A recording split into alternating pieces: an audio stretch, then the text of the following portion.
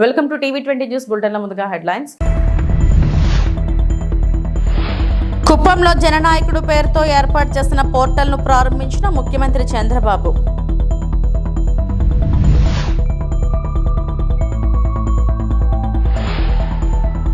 తిరుమలలో ఘనంగా కోయిల్ అల్వార్ తిరుమంజనం.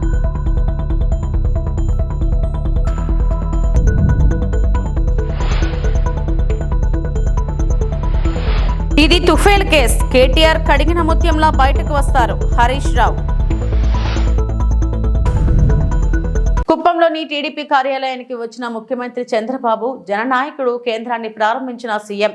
సమస్యలపై స్థానికులు వినతిపత్రాలు సమర్పించేలా కేంద్రం ఏర్పాటు. ప్రజల నుంచి వినతులు స్వీకరించి ఫిర్యాదులను ఆన్లైన్లో నమోదు చేసి సమస్యలు పరిష్కరించి ఆన్లైన్లో పొందుపరిచేలా ఏర్పాట్లు. ఆధార్ కార్డు డూప్లికేషన్ తీసుకుంటున్నారా? జిరాక్స్ తీసుకుంటున్నారు. ఓటర్ కార్డు కూడా జిరాక్స్ తీసుకుంటున్నారు. అర్జీదారుని విన్నపం మీరు రాస్తున్నారా? వాళ్ళు చెప్పింది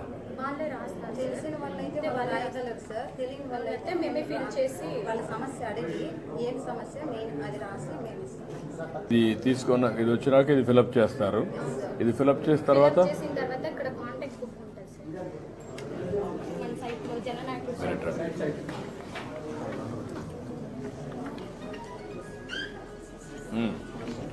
చెప్పండి, మీరు ఎక్స్ప్లెయిన్ చేయండి. డాష్ బోర్డ్ ఉంటుంది సార్. ఇక్కడ ఆఫీస్లో మేనేజ్ విజిటర్ కాంటాక్ట్ బుక్ ఉంటుంది సార్. సో మనకి రిసెప్షన్లో కాంటాక్ట్ బుక్ మాత్రమే అవసరం సార్.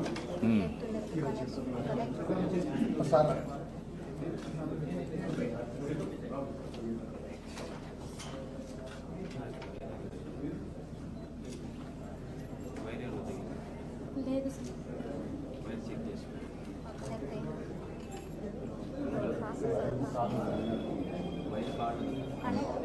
లో వోల్టేజ్ వైర్ పోయిందా లేకుంటే వైఫై? ఇది ఓకే.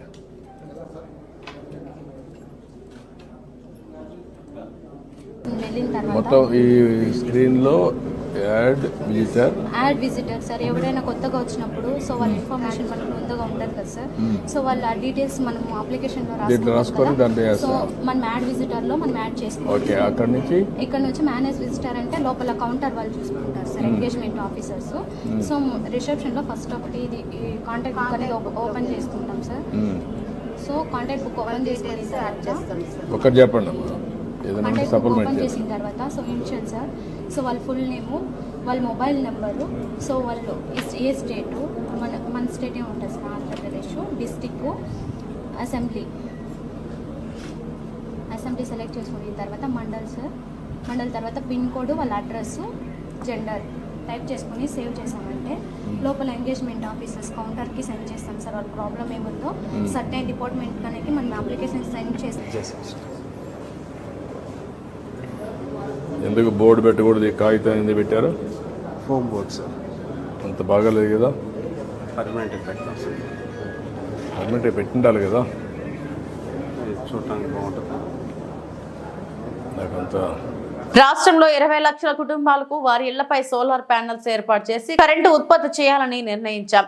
సూర్యాగర్ యోజన పథకం కుప్పంలో ప్రారంభిస్తున్నందుకు సంతోషంగా ఉంది. రాబోయే 5 ఏళ్లలో కుప్పం మొత్తం 100% ప్రకృతి వ్యవసాయం చేసే నియోజకవర్గంగా తయారవ్వాలి.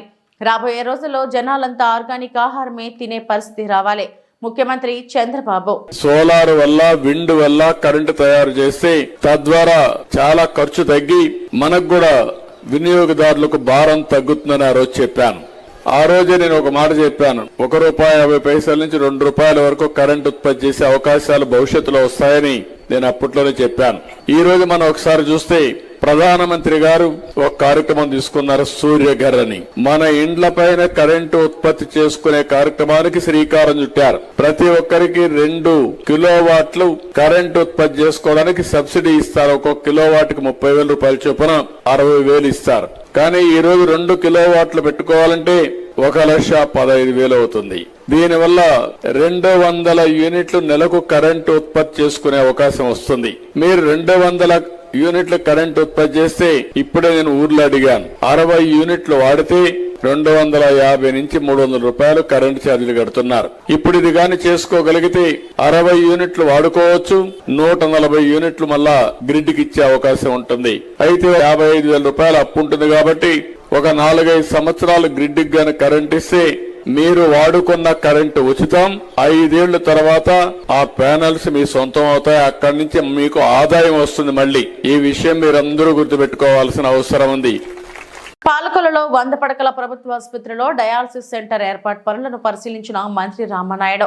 డయాలసిస్ సెంటర్ ఏర్పాటు పనులు జాప్యంపై ఆగ్రహం వ్యక్తం చేసిన మంత్రి రామానాయుడు, పనిచేసే ప్రజాకూటమి ప్రభుత్వం అధికారంలోకి వచ్చింది, గత జగన్ ప్రభుత్వంలో నిర్లక్ష్యంను వదిలిపెట్టండి అంటూ అధికారులు ఏజెన్సీపై మండిపడిన మంత్రి, గత జగన్ ప్రభుత్వంలో జరిగిన ప్రజా ఉపయోగం లేని ఆసుపత్రి పనుల నాణ్యత లోపాలను సరిదిద్దకపోతే సంబంధిత అధికారులు ఏజెన్సీపై చర్యలు తీసుకోవాల్సి ఉంటుంది. గత చంద్రబాబు హయాంలో మంజూరైన 12.60 కోట్లతో గత జగన్ ప్రభుత్వం చేపట్టిన ఆసుపత్రి భవన నిర్మాణ పనులు విధ్వంసానికి గురయ్యాయి. చంద్రబాబు అధికారంలోకి రాగానే డయాలసిస్ సెంటర్ ను మంజూరు చేశారు. గత వైసీపీ 5 ఏళ్ల పాలనలో నిరుపేద వర్గాలకు అందే వైద్యాన్ని పూర్తిగా నిర్లక్ష్యం చేసి దూరం చేశారు. కూటమి ప్రభుత్వం వైద్యంకు పెద్దపీట వేస్తూ పెద్ద ఎత్తున ముఖ్యమంత్రి సహాయ నిధిని అందిస్తుంది. రాష్ట్ర ఆర్థిక వ్యవస్థను చిన్నాభిన్నం చేసి అన్ని రంగాలను నిర్లక్ష్యం చేసిన జగన్ ను ప్రజలు క్షమించరు. అవునండి, ఊరికే మామూలుగా చేయడం కదా, నీట్గానే చేయాలి, అన్నీ చేయాలి. ఎక్కడ రాజీ పడకుండా చేయించండి. టైల్స్ దగ్గర ఇల్లు దగ్గర పోతే మీరు పాజిటివ్గా వేయించుకోండి కొంచెం, అంతేగాని అలాగా 4 రోజుల పని, యాక్చువల్గా 5 రోజుల పని అది 4 రోజులు పట్టింది మీకు. హాస్పిటల్ అలాగే పాడు చేశారు మీరు, అలాగే కట్టి. ఇప్పుడు నుంచైనా మనం వచ్చిన తర్వాత అయినా కరెక్ట్ చేసుకోవాలి కదా. అవి కూడా ఆ పనులు కూడా స్లోగా నడుస్తున్నాయి. అవును, అవి కూడా చేయాలి కదా, ఇంకెంతకాలం చేస్తారు మీరు? అది చేయాలి కదమ్మా, అన్నీ స్పీడప్ చేసుకోవాలి కదా. రాలేదా, రాకపోయినా మాకు సంబంధం లేదా, నోటీసు చెయ్యాలి దాకా ఎందుకు ఇవ్వలేదు? ఉందా టైం? నీ షెడ్యూల్ ప్రకారం అవ్వాలి కదా. మార్చి 31, మార్చి 30 అవ్వదు, ఒక రోజులో చేస్తాడా? ఈ లోపల 100%, 90% పని అవ్వాలి. 31, 90% ఎలా చేస్తాడు నీకు? వారానికి 3 రోజులు ఇక్కడ ఉండాలని చెప్పాం కదా, క్లియర్ చేయాలని చెప్పాం కదా. ఇది హాస్పిటల్ మాకు ఎమర్జెన్సీ అని చెప్పాం కదా. వారానికి 3 రోజులు ఇక్కడ ఉండండి, దగ్గరుండి చేయించండి. మీ ఇల్లుని ఎలా బాగు చేయించుకుంటారో అట్లా చేయండి. చెప్పారు కదా ఎన్ని అడుగులు ఉండాలి ఏంటి అనేది, ఎక్కడుంది దాని డ్రాయింగ్ ఏది? మరి పాలకొల్లు డయాలసిస్ పేషెంట్స్ మరి అటు అమలాపురం, తాడేపల్లిగూడెం, తణుకు, ఏలూరు ఇట్లా ప్రాంతాలకు వెళ్ళడమే కాదు, ఒక్కొక్కసారి వాళ్ళకి నైట్ 2ంటికి 3ంటికి కూడా మరి వాళ్ళకి టైమింగ్స్ ఇస్తూ ఉంటే చాలా ఇబ్బంది పడుతూ ఉన్నారు. దాన్ని దృష్టిలో పెట్టుకుని ఆ డయాలసిస్ సెంటర్ ఒకటి మన పాలకొల్లులో నెలకొల్పాలని చెప్పి మన ప్రభుత్వం వచ్చిన వెంటనే అధికారుల దృష్టికి, అదేవిధంగా మన మంత్రి గారి దృష్టికి, ముఖ్యమంత్రి గారి దృష్టికి తీసుకెళ్లడంతో మనకు డయాలసిస్ సెంటర్ మరి శాంక్షన్ అయినటువంటి విషయం. ఆ డయాలసిస్ సెంటర్ కూడా పనులు సర్వగంగా పూర్తి చేసి అది ప్రారంభించుకోవాలని చెప్పడం కూడా జరిగింది. అయితే దానికి సంబంధించినటువంటి పనులు ఏవైతే ఉన్నాయో ఇంకా కొద్దిగా నత్తనడక నడుస్తూ ఉంటే ఇప్పుడే అధికారులు కూడా గట్టిగా సీరియస్గా చెప్పి ఒక వారం రోజుల్లో కల్లా కంప్లీట్ చేయమని చెప్పాం. ఎక్కడైనా అట్లా కంప్లీట్ చేయడంలో నిర్లక్ష్యం వహిస్తే వాళ్ళ మీద చర్యలు కూడా ఏజెన్సీ అయినా సరే, ఇటు అధికారులైనా సరే ఖచ్చితంగా చర్యలు కూడా తీసుకుంటామని వాళ్ళకు కూడా హెచ్చరించడం జరిగింది. ఎంత తొందరగా వీలైతే ఈ యొక్క పండగ జనవరి నెలలోనే ఆ డయాలసిస్ సెంటర్ని మనం ప్రారంభించి ఆ డయాలసిస్ పేషెంట్స్ ఎవరైతే ఉన్నారో వాళ్ళందరికీ కూడా మంచి వైద్యం ఇక్కడే అందించాలి. ఆ సౌకర్యాలు కూడా ఒక కార్పొరేట్ హాస్పిటల్కి పోతే ఏ రకమైనటువంటి సౌకర్యాలు అందుతాయో ఆ రకంగా ఉండాలి. ఎక్కడ రాజీ పడినా కూడా సహించేది లేదని చెప్పేసి కూడా మనం వాళ్ళకి ఏజెన్సీ కూడా తెలియజెప్పడం జరిగింది. తిరుమల శ్రీవారి ఆలయంలో జనవరి 10వ తేదీన వైకుంఠ ఏకాదశి పర్వదినాన్ని పురస్కరించుకొని మంగళవారం కోయిలాళ్వార్ తిరుమంజనం శాస్త్రోక్తంగా జరిగింది. ఈ సందర్భంగా ఆలయం వెలుపల TTD chairman BR Naidu, EO J Syamala Rao మీడియాతో మాట్లాడుతూ సాధారణంగా ఉగాది, ఆదివార ఆస్థానం బ్రహ్మోత్సవాలు, వైకుంఠ ఏకాదశి పర్వదినాల ముందు వచ్చే మంగళవారం కోయిలాళ్వార్ తిరుమంజనం నిర్వహించడం ఆనవాయితీగా వస్తుందన్నారు. ఈ సందర్భంగా ఆనంద నిలయం మొదలుకొని బంగారు వాకిలి వరకు శ్రీవారి ఆలయం లోపల ఉపదేవాలయాలు, ఆలయ ప్రాంగణం, గోడలు, పైకప్పు, పూజా సామాగ్రి తదితర వస్తువులను పవిత్రమైన పరిమళ జలాన్ని ప్రోక్షణ చేసి నీటితో శుభ్రంగా కడుగుతారని చెప్పారు. కాగా స్వామివారి మూల విరాట్ ను వస్త్రంతో పూర్తిగా కప్పి ఉంచి శుద్ధి అనంతరం నామకోపు, శ్రీచూర్ణం, కస్తూరి, పసుపు, పచ్చాకు, గడ్డకర్పూరం, గంధం పొడి, కుంకుమ, కిచిలిగడ్డ తదితర సుగంధ ద్రవ్యాలు కలగలిపిన పవిత్ర పరిమళ జలాన్ని ఆలయమంతటా ప్రోక్షణం చేశారు. ఆ తర్వాత స్వామివారి మూల విరాట్ కు కప్పిన వస్త్రాన్ని తొలగించి ప్రత్యేక పూజ, నైవేద్యం కార్యక్రమాలను అర్చకులు శాస్త్రోక్తంగా నిర్వహించారు. అనంతరం భక్తులను దర్శనానికి అనుమతించారు. కార్యక్రమంలో టీటీడీ బోర్డు సభ్యులు భానుప్రకాష్ రెడ్డి, సాంబశివరావు, రాజశేఖర్ గౌడ్, సుచిత్ర ఎల్లా, వనబాక లక్ష్మి, అదనపు EO CH Venkaiah Chowdary, CVSO Sridhar, జిల్లా ఎస్పీ సుబ్బారాయుడు, ఆలయ డిప్యూటీ ఈవో లోకనాథం తదితరులు పాల్గొన్నారు.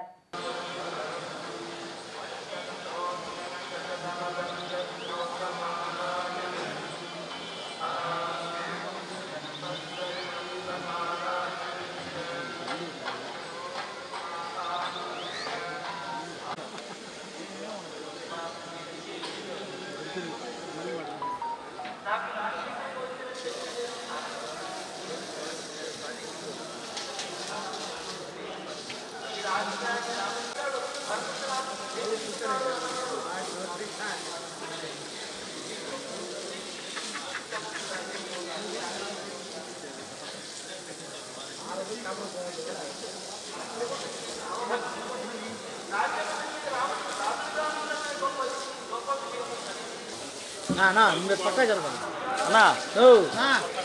పైపు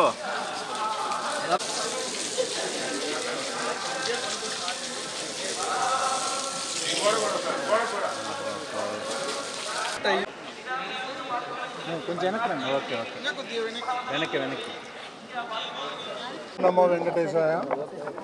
ఈరోజు ఉదయం 6:45 ఆలయ శుద్ధి కార్యక్రమం మొదలుపెట్టాం. ఇందులో బోర్డు సభ్యులు, అధికారులు అందరూ పాల్గొన్నారు. ఇది గత కొన్నేళ్ళుగా వస్తున్నటువంటి ఆనవాయితీ. ఆ సందర్భంగా మన వాళ్ళందరూ కూడా పార్టిసిపేట్ చేశారు. వాళ్ళందరికీ కూడా ధన్యవాదాలు. ఓం నమో వెంకటేశాయ. వైకుంఠ ఏకాదశి సందర్భంగా ప్రతి సంవత్సరం నిర్వహించేటట్లు ఈసారి కూడా స్నపన తిరుమంజనం నిర్వహించడం జరిగింది. స్నపన తిరుమంజనం అంటే మరి ఆలయ శుద్ధి కార్యక్రమం. సంవత్సరంలో 4 సార్లు ఈ కార్యక్రమం చేస్తాము. ఈ కార్యక్రమంలో ఆలయం ప్రాంగణం అంతా గోడలు, పైకప్పు, ఆలయంలో ఉన్న దేవతామూర్తులు, పూజా సామాగ్రి అంతా కూడా నీళ్లతో శుద్ధి చేసి దాని తర్వాత పరిమళ ద్రవ్యాలతో ప్రోక్షణ చేయడం జరుగుతుంది. ఈ కార్యక్రమం అయిన తర్వాత మూలమూర్తికి ప్రత్యేక పూజలు ఆగమోక్తంగా నిర్వహించడం జరుగుతుంది. ఈ కార్యక్రమము ప్రతి సంవత్సరం కూడా వైకుంఠ ఏకాదశి సందర్భంగా ఒకసారి చేయడం జరుగుతుంది. ధన్యవాదాలు. రైతు భరోసా విషయంలో అన్నదాతలను నట్టేట ముంచిన రేవంత్ రెడ్డి సర్కార్ దాని నుంచి ప్రజలను డైవర్ట్ చేసేందుకే కేటీఆర్ అరెస్ట్ అంటూ డ్రామాలు ఆడుతున్నారని మాజీ మంత్రి హరీష్ రావు ఆరోపించారు.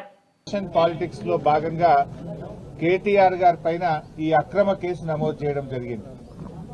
ముఖ్యంగా రైతు బంధు విషయంలో వానకాలం రైతు బంధు ఎగ్గొట్టి యాసంగి పంటకు కూడా చెప్పిన 15,000 కాకుండా కేవలం 6,000 రూపాయలు ఇస్తామని చెప్పి ప్రజల్లో తీవ్రమైన వ్యతిరేకతను ప్రభుత్వం ఎదుర్కొంటా ఉంది.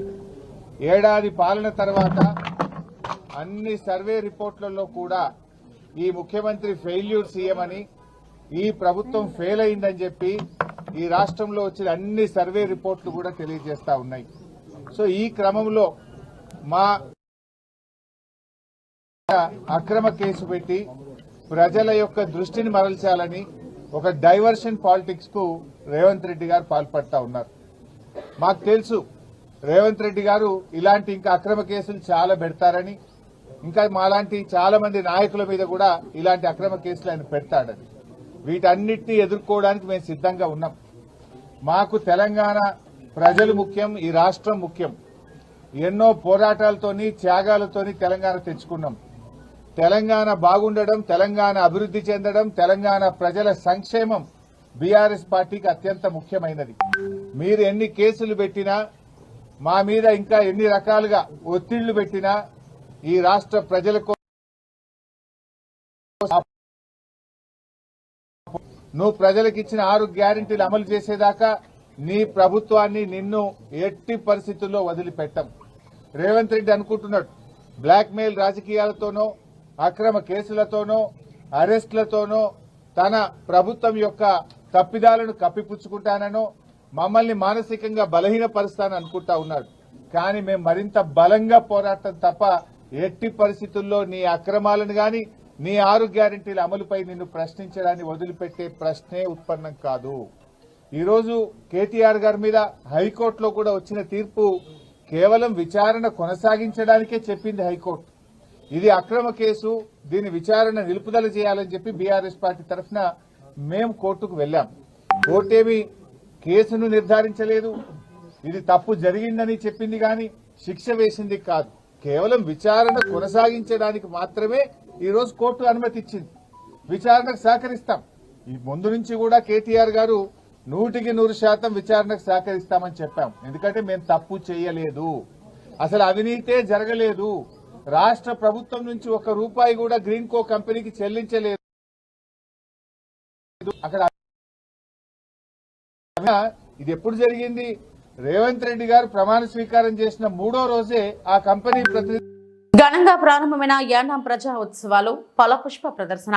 యానాం 21వ ప్రజా ఉత్సవాలు 23వ ఫలపుష్ప ప్రదర్శనలో పాల్గొనేందుకు యానాం వచ్చిన పుదుచ్చేరి ముఖ్యమంత్రి ఎన్ రంగస్వామి, స్పీకర్ సెల్వం, మత్స్యశాఖ మంత్రి లక్ష్మీనారాయణ, వ్యవసాయ శాఖ మంత్రి జయ్ కుమార్, పౌర సరఫరాల శాఖ మంత్రి తిరుమురుగన్, పలువురు ఎమ్మెల్యేలకు పుదుచ్చేరి ప్రభుత్వ ఢిల్లీ ప్రత్యేక ప్రతినిధి మల్లాడి కృష్ణారావును ఘనంగా స్వాగతం పలికారు. ఈసారి ప్రజా ఉత్సవాలలో పాల్గొన్న స్థానిక శాసనసభ్యుడు గొల్లపల్లి శ్రీనివాస్ అశోక్ కార్యక్రమంలో భాగంగా వివిధ రాష్ట్రాల నుండి వచ్చిన కళాకారులచే సంగీతం, నృత్యం, సాంస్కృతిక కార్యక్రమాలు ఆహతులను విశేషంగా అలరించాయి.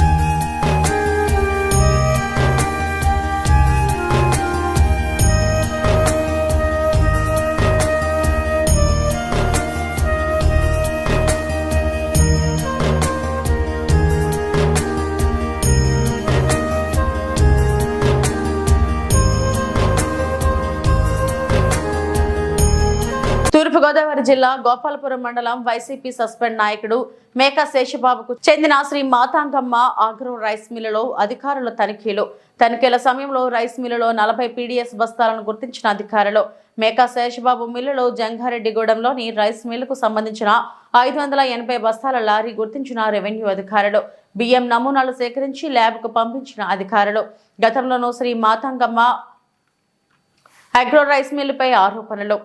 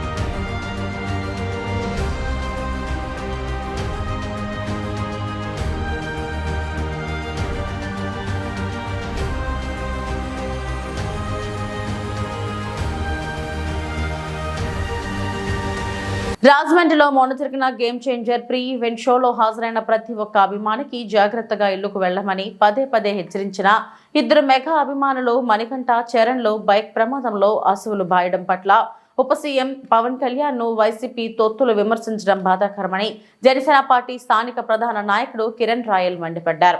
తిరుపతి ప్రెస్ క్లబ్ లో మంగళవారం మీడియా ముందు జన సైనికులతో కలిసి కిరణ్ మాట్లాడుతూ ప్రమాదంలో మృతి చెందిన ఇరువురికి ఆ చిత్ర హీరో రామ్ చరణ్ 10 లక్షలు, పవన్ కళ్యాణ్ 10 లక్షలు, నిర్మాత దిల్ రాజు మరో 10 లక్షలు వారి కుటుంబాలకి ప్రకటించారన్నారు. ఇది కాకుండా మృతుల కుటుంబాలకు అన్ని విధాలా అండగా ఉంటామని కూడా తెలియజేయడం హర్షణీయమన్నారు. రాష్ట్ర డిప్యూటీ సీఎం పవన్ కళ్యాణ్ గారు, జనసేన పార్టీ అధ్యక్షులు పవన్ కళ్యాణ్ గారు జాగ్రత్తగా వెళ్ళండి, జాగ్రత్తగా వెళ్ళండి, జాగ్రత్తగా వెళ్ళండి, జాగ్రత్తగా వెళ్ళండి ఒక 50 సార్లు చెప్పుకుంటారు. వచ్చిన ప్రతి ఒక్కరి ఇంటికి చేరుకోండి, జాగ్రత్తగా వెళ్ళండి. నాకు ఈ ఆడియో ఫంక్షన్లన్నా బహిరంగ సభలన్నా నాకు భయం అదే. మీరు మీ కుటుంబానికి చాలా ఇంపార్టెంట్. అభిమానం వేరు, మీరు మీ కుటుంబానికి సభ్యులకు చేరుకోవాలి, ఇంటికి చేరుకోవాలని చెప్పి పదే పదే పవన్ కళ్యాణ్ గారు ఈసారి ఆడియో ఫంక్షన్ మనం చూసుంటాం రాజమండ్రిలో. జాగ్రత్తగా వెళ్ళండి అని చెప్తారు. ఎందుకంటే ఈ రాష్ట్రపు దరిద్రపు రోడ్లు ఇంకా కొన్ని సరిదిద్దుకోలేదు. ప్రభుత్వం వచ్చినాక ఇప్పటికే ఆల్మోస్ట్ కొన్ని రోడ్లు కంప్లీట్ చేస్తున్నాం. మేము సంక్రాంతి కల్లా అన్ని పూర్తి చేస్తాం, ఖచ్చితంగా ఇచ్చిన మాట ప్రకారం చేసి తీరుతాం. కానీ ఇంకా ఫిల్టర్ చేయాల్సిన రోడ్లు ఇంకా కొన్ని ఉన్నాయి, ఎదుగుతున్నాం ఆ రోడ్లు కూడా. ఆ రోడ్లు బాగోలేదు. అర్ధరాత్రి సమయంలో వెళ్ళేటప్పుడు యాక్సిడెంట్లు అవుతాయి. గత ముఖ్యమంత్రి జగన్ ప్రభుత్వంలో చెత్త రోడ్లు వేసి ప్రజల ప్రాణాలతో ఆడుకుంటారని చెప్పి పవన్ కళ్యాణ్ అనేక సార్లు చెప్పారు. దురదృష్టవశాత్తు ఇద్దరు మెగా అభిమానులు చనిపోవడం జరిగింది యాక్సిడెంట్లో. చాలా బాధాకర విషయం. వాళ్ళిద్దరికి కూడా వాళ్ళ కుటుంబానికి ప్రగాఢ సంతాపం తెలియజేస్తూ ఒకటే చెప్తున్నాం, ఎక్కడో యాక్సిడెంట్లో చనిపోయిన వారికి పవన్ కళ్యాణ్ గారికి ఏ సంబంధం అండి? వారి మీద కేసు కట్టమని చెప్పి వైసీపీ పేటీఎం డాగ్స్, వైసీపీ పుల్కాగాలు లాజిక్ కూడా తిరిగివచ్చు. కామన్ సెన్స్ ఉన్నారు రాజకీయాల్లో, లాజిక్ లేకుండా మాట్లాడతారు. పవన్ కళ్యాణ్ గారికి కేసు కట్టాలంట. ముందు మీ ఇంట్లో మీ ఊర్లో చచ్చిపోయిన మీ బాబాయ్ కథ ఏమైంది? బాబాయ్ హత్య కేసు ఏమైంది? మీ ఇంట్లో చనిపోయిన మర్డర్ చేసిన బాబాయ్ హత్య కేసు ఫస్ట్ నిందులు పట్టుకోండి. మీరు మళ్ళీ మా గురించి మాట్లాడతారు. ఎక్కడో యాక్సిడెంట్లో చనిపోతే పాపం దురదృష్టాలతో బాధపడతారు పవన్ కళ్యాణ్ గారు. వాళ్ళ కుటుంబానికి అన్ని విధాలు ఆదుకుంటామని చెప్పి నేను రోజు 10 లక్షల డబ్బులు ఇవ్వడం జరిగింది పార్టీ తరఫున. అలాగే దిల్ రాజు గారు 10 లక్షలు ఇచ్చారు, రామ్ చరణ్ గారు 10 లక్షలు ఇచ్చారు. ఇంకా వాళ్ళ కుటుంబానికి అన్ని విధాలుగా ఆదుకుంటాము, పెద్ద కొడుకులాగా నేను ఉంటాను పవన్ కళ్యాణ్ గారు ప్రెస్లో రిలీజ్ చేస్తూ అన్ని విధాలుగా వాళ్ళ కుటుంబానికి ఆదుకుంటాం, మన అన్నదండలు ఉన్నామని చెప్పి పవన్ కళ్యాణ్ గారు చెప్పాక కూడా కొంతమంది వైసీపీ రాజకీయ జ్ఞానమైన పుల్కాగాలు పవన్ కళ్యాణ్ గారు వల్ల చనిపోయినట్టు హాస్యాస్పదంగా ఉంది. మీరు వేసిన దరిద్రపు రోడ్లు వల్ల చనిపోయారు. రోడ్లు సెట్ చేయకుండా చనిపోయారు. గుంతల రోడ్లు, ఎటువంటి రోడ్లు మనం చూసుంటాం, అన్నీ సరిదిద్దుతున్నాం, వేస్తున్నాం రోడ్లన్నీ కూడా. ముందు మీరు బాబాయ్ హత్య కేసు తేల్చండి రా బాబు, మళ్ళీ మీరు తెలుస్తారు. సొంత చెల్లిని బయట వేశారు, సొంత సునీత గారు ఏడుస్తున్నారు, ఆకి మా నాన్న చెప్పిన వాళ్ళు పట్టుకొని రాని. ఇవన్నీ మీరు చేయండి. చంపేసిన వాళ్ళు మీరు మాట్లాడతారు మా గురించి, మర్డర్లు చేసిన వాళ్ళు మీరు, యాక్సిడెంట్లో చనిపోయిన రాజకీయం చేస్తారా? అలా చనిపోయినా అంటే నిన్న రోజు నేను చూసిన ఈరోడ్ టు కోయంబత్తూరు, ఈరోడ్ నుంచి కోయంబత్తూరు పోతా ఒక పిల్లడు యాక్సిడెంట్లో చనిపోయాడంట. దానికి కూడా మేమే కారణమా? చెప్పండి చెప్పండి. దానికి కూడా పవన్ కళ్యాణ్ గారు అనేసి. తమిళనాడు ఈరోడ్ నుంచి కోయంబత్తూరు పోయే దారిలో ఒక పిల్లడు యాక్సిడెంట్ చనిపోతే దానికి కూడా మేమే కారణం. అది యాక్సిడెంట్ అండి, మీ రోడ్లు బాగాలేదు, జరిగిన యాక్సిడెంట్ జరిగింది. దానికి పుష్ప సినిమాకి సంబంధించి ఈవెంట్కి సంబంధించి సంబంధం ఏంటి? దాని గురించి రాజకీయాలు మాట్లాడతారు మీరు. ట్విట్ పెడతారు, అరెస్ట్ చేయాలని చెప్పి ప్రెస్ మీట్ పెడతారు. ఛాలెంజ్ ధైర్యం ఉందా మీకు ఎవరికినా? పనికిరాని మాటలు మాట్లాడడం కాదు రాజకీయాల్లో. ఈ 7 నెలల ప్రభుత్వం వచ్చినాక మేము చేసిందని మీరు మీ 7 నెలలు, మా 7 నెలలు, జగన్మోహన్ రెడ్డి 7 నెలలు, కూటమి 7 నెలలు చేసిన అభివృద్ధి కార్యక్రమాలు ఛాలెంజ్ చేస్తాం. చూపిండి ఒకసారి. మేము ఆ 7 నెలలు ఇచ్చిన సూపర్ 6లో 3 హామీలు నెరవేర్చాం. ఇప్పటికే 4వది కూడా సంక్రాంతి అయినాక అంశం, 5వది అమలు చేస్తున్నాం. రాజధాని అభివృద్ధి ఏలూరు జిల్లా జంగారెడ్డిగూడెం ఆర్డీఓ కార్యాలయం వద్ద వామపక్షాల ఆధ్వర్యంలో ధర్నా నిర్వహించారు. గత నెల 26వ తేదీ బుట్టాయిగూడెంలో సిపిఐ కార్యాలయం కూల్చివేత ఘటనకు నిరసనగా ధర్నా చేపట్టారు. నోటీసు లేవకుండా కార్యాలయాన్ని కూల్చివేసిన బుట్టాయిగూడెం ఎంఆర్ఓను సస్పెండ్ చేయాలని నినాదాలు చేశారు. అనంతరం ఏవోకు వినతి పత్రం అందించి ఘటనకు కారణమైన వారిపై కఠిన చర్యలు తీసుకోవాలని కోరారు. ఈ సందర్భంగా సిపిఐ ఏలూరు జిల్లా కార్యదర్శి మన్నవ కృష్ణ చైతన్య మాట్లాడుతూ బుట్టాయిగూడెంలో సిపిఐ కార్యాలయం ప్రారంభోత్సవానికి సిద్ధమవుతున్న సమయంలో ఎటువంటి నోటీసులు ఇవ్వకుండా సుమారు 30 నుంచి 40 మంది రెవెన్యూ పోలీసులు సిబ్బంది జేసీబీలు తీసుకొచ్చి లోపల ఉన్న సామాన్లు కూడా తీసుకోవడానికి వీలు లేకుండా దౌర్జన్యంగా కూల్చివేశారని, ఘటనకు కారణమైన బుట్టాయిగూడెం ఎంఆర్ఓను సస్పెండ్ చేయాలని డిమాండ్ చేశారు. సస్పెండ్ చేయాలి బుట్టాయిగూడెం ఎంఆర్ఓని. నోటీస్ ఇవ్వకుండా ఆఫీసులు కూల్చిన బుట్టాయిగూడెం ఎంఆర్ఓని. నోటీస్ ఇవ్వకుండా బుట్టాయిగూడెంలో ఆఫీసులు కూల్చిన సస్పెండ్ చేయాలి బుట్టాయిగూడెం ఎంఆర్ఓని. సస్పెండ్ చేయాలి బుట్టాయిగూడెం ఎంఆర్ఓని. ఐక్యత వర్ధిల్లాలి, కమ్యూనిస్ట్ పార్టీల ఐక్యత. సస్పెండ్ చేయాలి బుట్టాయిగూడెం ఎంఆర్ఓని. సస్పెండ్ చేయాలి బుట్టాయిగూడెం ఎంఆర్ఓని. నోటీస్ సస్పెండ్ చేయాలి బుట్టాయిగూడెం ఎంఆర్ఓని వెంటనే. సస్పెండ్ చేయాలి బుట్టాయిగూడెం ఎంఆర్ఓని వెంటనే. సస్పెండ్ చేయాలి బుట్టాయిగూడెం ఎంఆర్ఓని వెంటనే. కమ్యూనిస్ట్ పార్టీ కార్యాలయాన్ని కూల్చిన ఎంఆర్ఓని వెంటనే సస్పెండ్ చేయాలి. బుట్టాయిగూడెం ఎంఆర్ఓని వెంటనే వర్ధిల్లాలి, కమ్యూనిస్ట్ పార్టీల ఐక్యత. సస్పెండ్ చేయాలి బుట్టాయిగూడెం ఎంఆర్ఓని వెంటనే. సస్పెండ్ చేయాలి బుట్టాయిగూడెం ఎంఆర్ఓని వెంటనే. వర్ధిల్లాలి, కమ్యూనిస్ట్ పార్టీల ఐక్యత. వర్ధిల్లాలి, కమ్యూనిస్ట్ పార్టీల ఐక్యత. సస్పెండ్ చేయాలి బుట్టాయిగూడెం ఎంఆర్ఓని వెంటనే. అది ప్లేస్ లో సోడేరామయ్య గారు 2 సార్లు గెలిచి వెళ్ళారు ఈ ప్రాంతం నుంచి. ఏది ఎంపీగా, ఏది భద్రాచలం పార్లమెంట్. అయితే అప్పటి నుంచి కూడా అది కార్యాలయంగానే అక్కడి నుంచి కార్యకలాపాలు నిర్వహించడం, ప్రతి జెండా ఆవిష్కరణ చేయడం, ప్రతి ఆవిర్భావ దినోత్సవానికి, అట్లానే అసెంబ్లీ ఎలక్షన్ నిర్మాణం చేసే ముందు వెళ్ళి ఇవ్వడం జరిగింది, లెటర్ ఇవ్వడం జరిగింది, మాకు ఉండేటువంటి ఫుట్ప్రింట్ ఇవ్వడం జరిగింది. అట్లానే నాకేమీ చెప్పలేదని అన్నారండి మరో సమాచారం లేదు. వాళ్ళు ఇచ్చినప్పుడు కూడా ఫోటో.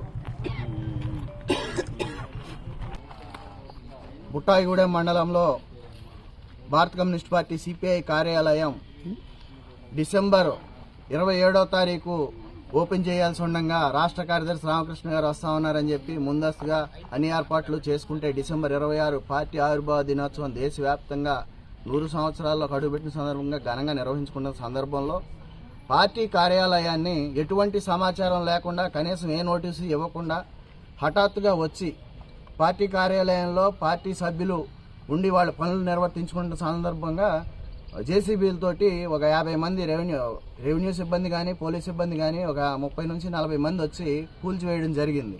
ఎందుకు ఇట్లా జరుగుతూ ఉందని అడిగితే ఉన్న వాళ్ళందరినీ దౌర్జన్యంగా గెంటి వేయడం, లోనున్న సరుకులు సామాను ఏమీ తినకుండా, అందులో పాపం మెటీరియల్ పనిచేసుకునే వాళ్ళు మెటీరియల్ ఉంది, డబ్బులు ఉన్నాయి, 1000 మందికి దగ్గర వంటలు చేయడానికి సామాగ్రి ఉన్నాయి, వంట సామాగ్రి ఉన్నాయి, సరుకులు ఉన్నాయి, అన్నీ ఉన్నాయి. కనీసం బయటికి తీసుకోనివ్వకుండా కూల్చేశారు. దాంతోపాటు దాదాపు 30 సంవత్సరాలు పైబడి అక్కడ 3 పార్లమెంట్ ఎలక్షన్లు, 4 అసెంబ్లీ ఎలక్షన్లు జరగడం జరిగింది.